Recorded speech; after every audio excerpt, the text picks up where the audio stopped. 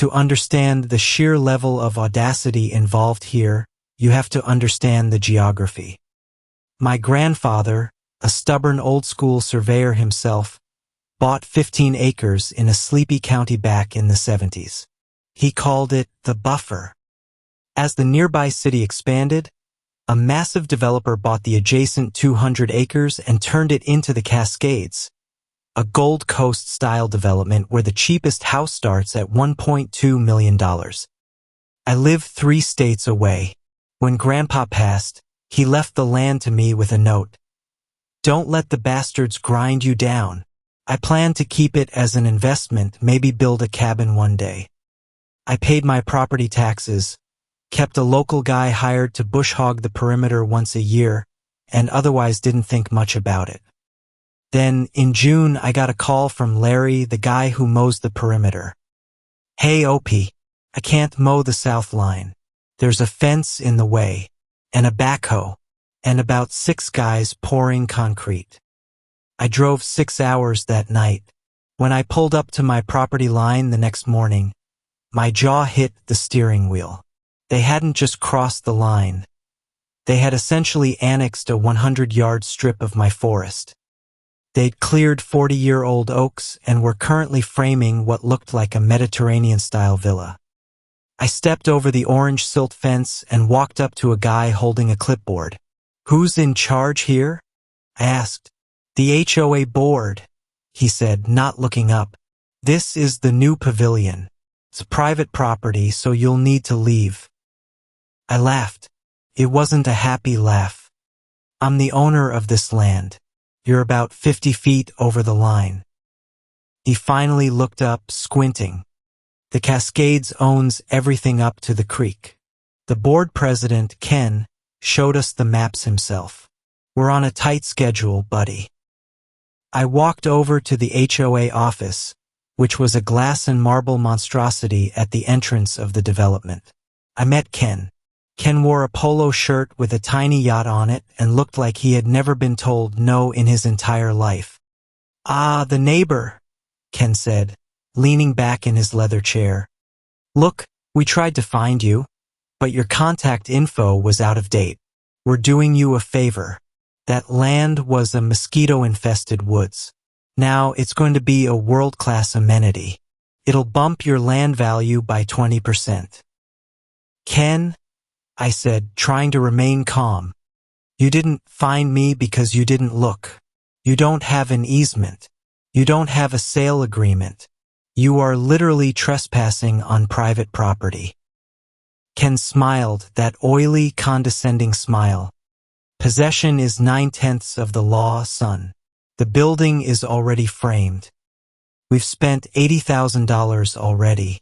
No court is going to make us tear it down over a few feet of dirt. Go home, wait for the project to finish, and maybe we'll give you a free pool pass. I didn't go home. I went to the county records office. This is where the realistic part of the story gets interesting. In many counties, building departments are overworked and understaffed. I asked to see the permits for the Cascades Phase 2. The clerk pulled the file. The permit wasn't for a new clubhouse and pavilion. It was filed as a maintenance and repair of existing drainage infrastructure. Ken and the board had lied on the application to avoid a new environmental impact study. They had checked a box saying work to be performed on HOA-owned common area. They didn't attach a new survey. They attached a copy of the original 1998 master plan and just drew a box on it with a Sharpie. I called my lawyer, Sarah. Sarah is the kind of woman who eats HOA boards for breakfast and flushes the remains. They're building on your land without a valid permit, under a fraudulent application, and ignoring a trespass warning? She asked, her voice turning cold. This isn't just a lawsuit. This is a massacre. We sent the first cease and desist. The HOA's lawyer responded with a nuisance letter claiming that I was interfering with a vital community project and threatening to sue me for the construction delay. They didn't stop. They doubled down. They brought in crews on Saturdays. They installed the plumbing. They started the roof. Every time I drove by, the building looked more permanent. Ken even sent me an email. Final offer. $10,000 for the easement, and we forget your harassment. This offer expires Friday. After that, we'll just claim adverse possession. He actually used the words adverse possession. In my state, you need to occupy land for 7 to 20 years to claim that. They had been there for 3 weeks. He was bluffing and he was doing it battle. Why? I told Sarah to hold off on the civil suit for a moment. I wanted to go nuclear. I called the chief building inspector for the county, a guy named Mr. Miller, I said. I'd like to report a massive code violation at the Cascades. They've built a commercial-grade structure on my private property using a drainage repair permit. Miller was on site 2 hours later. I met him there. Ken saw us and came running out, red face. What is this? This is a private construction site. Ken yelled. Miller didn't even look at him. He looked at the building. Then he looked at my survey markers, which I had freshly flagged with neon pink tape. Then he looked at the permit in his hand. Mr. Ken, Miller said, his voice dangerously quiet. Did you represent to this office that this was a repair to an existing culvert? Well, it's part of the overall water management plan. Ken start. You built a 2,500 square foot building on land you don't own, with no foundation inspection, no electrical rough-in permit, and no structural engineering review on file. And you did it by lying to my clerk. Miller pulled out a roll of bright orange tape. He didn't just stop work the site. He marked it as a public hazard/illegal structure. Because the building was built without a valid permit and sat on land not owned by the developer, it was legally a non-entity. In the eyes of the law, it didn't exist as a building. It existed as illegal debris. The county gave the HOA 30 days to remove it. Ken, in his infinite wisdom, thought he could lobby the county commissioners. He spent 3 weeks trying to wine and dine local politicians to get a retroactive variance. It didn't work. The building department doesn't like being made to look like fools, and the fraud on the permit was a criminal matter they didn't want to. On day 31, the county sent in their own contractor. I took the day off work. I drove down, set up a folding chair, and brought a cooler of sandwiches. The HOA members, the actual residents, were starting to gather. They were realizing that their special assessment of $2,000 per household was literally being turned into RU. The excavator arrived at 9 a.m. By 10:30 a.m., the roof had collapsed inward. By 2 p.m., the Mediterranean villa was a pile of splintered wood and twisted rebar. By 5 p.m., the pool pavilion was just a hole in the ground filled with dirt. The story ended up on the local news. The headline was, HOA's $200,000 mistake. Why the city demolished a luxury club HOA. The homeowners went ballistic.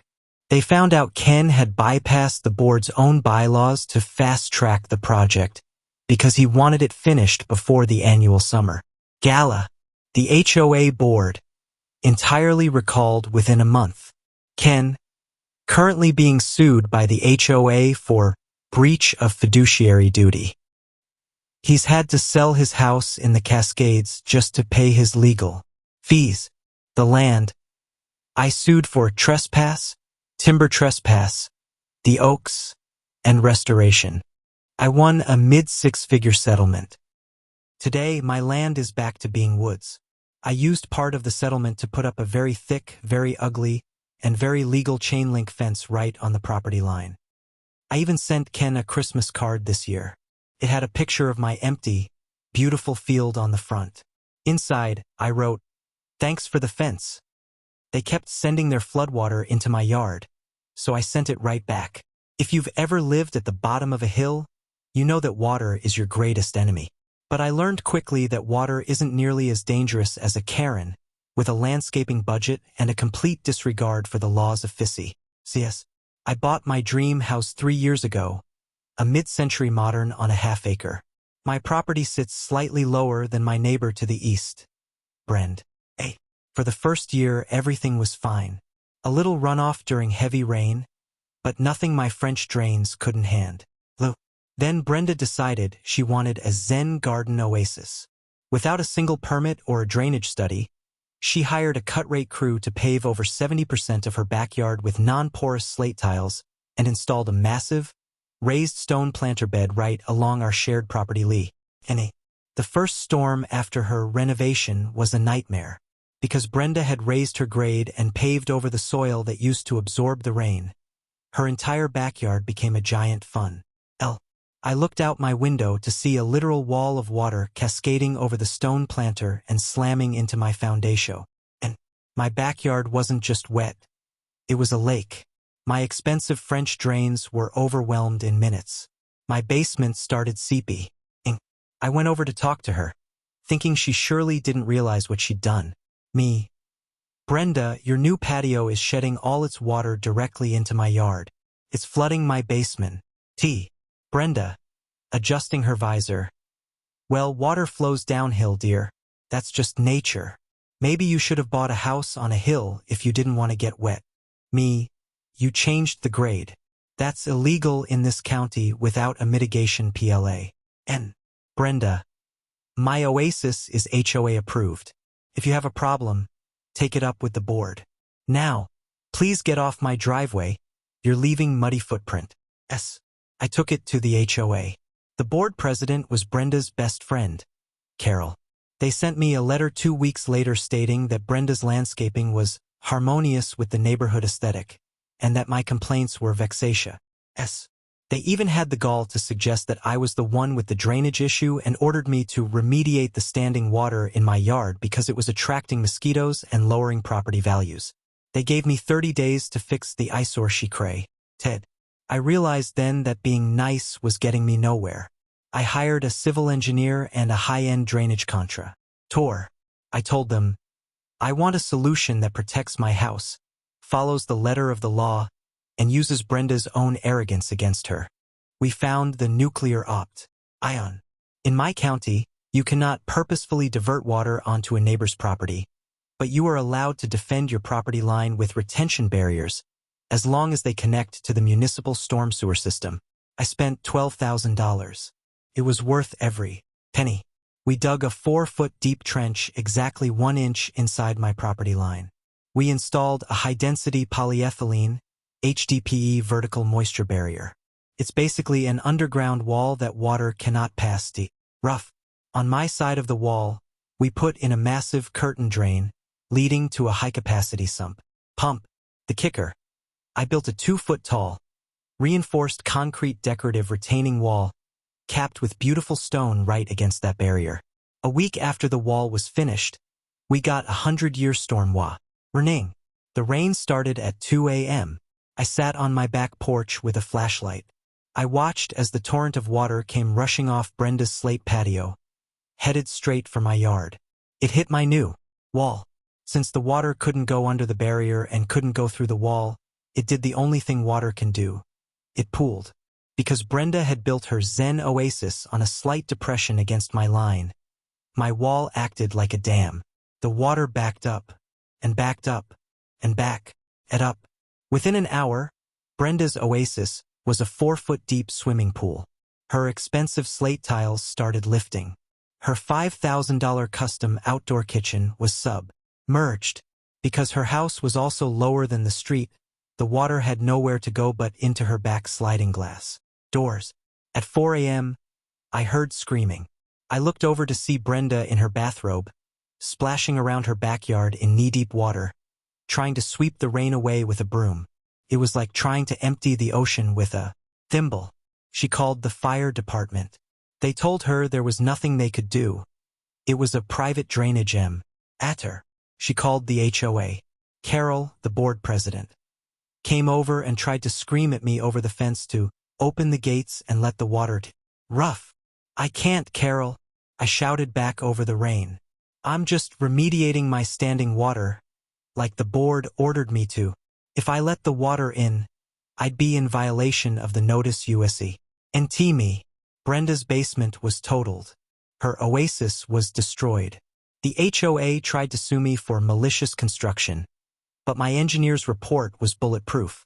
We had built a defensive moisture barrier to protect a foundation from illegal runoff. A perfectly legal move. The county eventually stepped in and cited Brenda for the unpermitted work that started the whole thing. She was forced to tear out the patio and install a $20,000 professional retention pond at the front of her PR property. Now, whenever it rains, I sit on my porch and watch the water hit my wall, drop into my drain, and disappear. My yard is bone dry. Brenda doesn't talk to me anymore, and honestly, that's the best zen I could have asked for.